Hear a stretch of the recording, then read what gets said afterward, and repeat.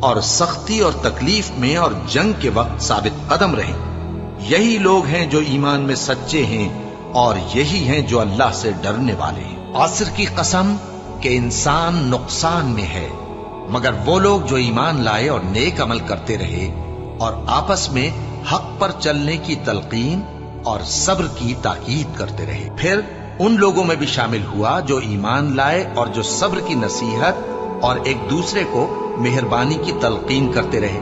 یہی لوگ اچھے نصیب والے ہیں اور ان کے صبر کے بدلے ان کو بہشت اور ریشمی لباس عطا کرے گا۔